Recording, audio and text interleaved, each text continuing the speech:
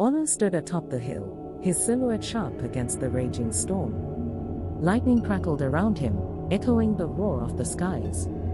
On this night, Shango himself descended, cloaked in thunder and crowned with fire. His voice was both whisper and bellow, filling the air with a divine presence. Olu, warrior of heart and steel, I grant you my power, Shango declared, his eyes blazing like twin suns. Wield my thunder, but remember, every bolt costs a piece of your soul. The ground trembled as Shango raised his hand, a bolt of lightning striking Olu's chest. Pain surged through him, searing his veins with raw power. His muscles twitched, and his eyes glowed electric blue. Then, just as quickly as it began, the storm calmed. Shango was gone, his words lingering. Olu collapsed, gasping for breath, his body heavy with newfound strength and the weight of the curse. He glanced at his trembling hands, crackling with residual electricity, realizing the price of his gift. Days passed, and Olu grappled with his abilities. He could call upon thunder, wield lightning like a blade, and bend storms to his will. Yet each use left him drained, his vitality slipping away like sand through his fingers. His brother, Ade, watched in awe and concern, sensing the toll it took. Olu, this power, it consumes you, Ade warned. But Olu's heart was resolute. If this was Shango's will, then he would bear it. Word of his power spread, and the kingdom hailed him as a hero. Warriors sought his blessing, children idolized him, and the king himself honored him as the protector of their land. But Olu felt the curse creeping with every bolt he cast, his strength waning ever so slightly. He wondered how much longer he could sustain this facade before the storm within him claimed his life. Peace was fleeting.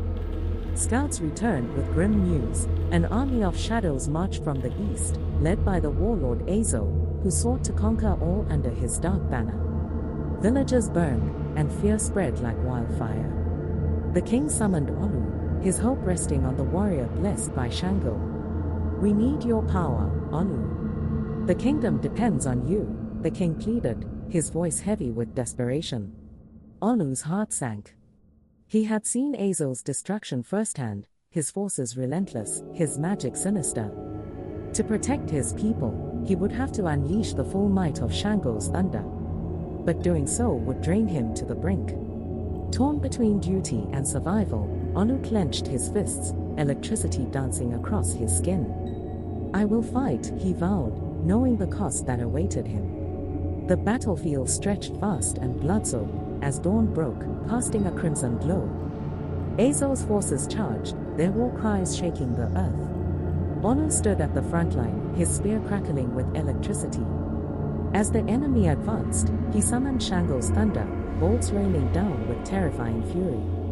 The ground shattered, and darkness fled before the light of his power. Yet each strike left him weaker, his vision blurring, limbs heavy. Still, he fought on, driving back wave after wave.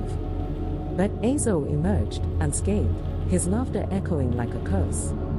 Is that all the storm god's champion can do? He mocked, his eyes gleaming with dark magic.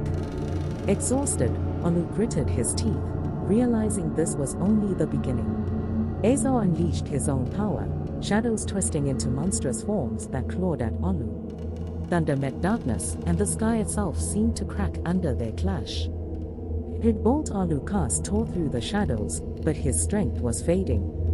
Azo was relentless, his magic fueled by ancient malice. Olu stumbled, his body trembling as his life force drained. Ade rushed to his side, eyes wide with fear. Olu, you can't keep this up. But Olu only smiled, his resolve unwavering. If I fall, let it be for our people. With a roar he summoned the last of his power, a lightning storm so fierce it blinded the heavens. Shadows evaporated, and Azo was forced to retreat, vowing vengeance. But victory came at a cost. Olu collapsed, his pulse faint. Olu awoke days later, weak and frail. His body ached, and his face was pale. Ade sat beside him, relief turning to worry as he noticed Olu's sunken eyes and trembling hands.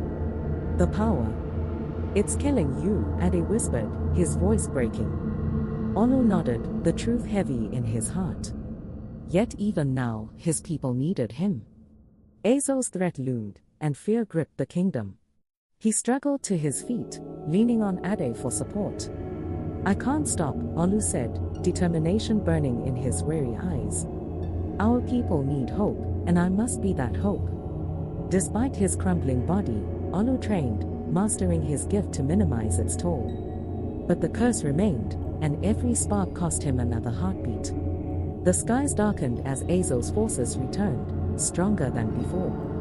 Shadows loomed over the kingdom, and despair spread. Olu faced the enemy once more, his body frail but his spirit unbroken. Lightning danced across his spear as he charged, meeting Azo in a clash of titans. The battlefield quaked as power met power, light battling darkness. But Azo was prepared. His shadows absorbed Olu's lightning, twisting it into darkness. Olu faltered, his strength failing as his own power was turned against him. Azo laughed, his victory within reach. "Your gift is your curse," he sneered, shadows coiling around Olu. Yet even as his life slipped away, Olu refused to yield. Captured and broken, Olu lay chained in Azo's fortress, his power suppressed.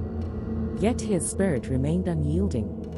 In the darkness, he heard Shango's voice, a whisper of thunder. "Your power is not merely to destroy but to protect. Remember that." Realization dawned, and hope flickered.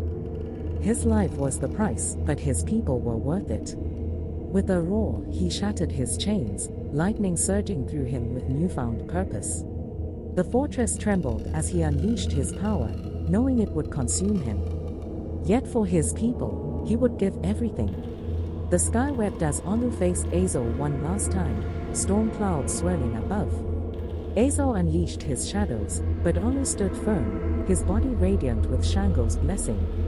"This ends now," Olu declared, his voice echoing with divine power. He called upon the storm, lightning converging into a single, devastating bolt. Azo's shadows disintegrated, his body engulfed by the thunder's wrath. The ground quaked, and light banished darkness. Yet as the storm cleared, Olu fell to his knees, his body fading. The curse had claimed its price.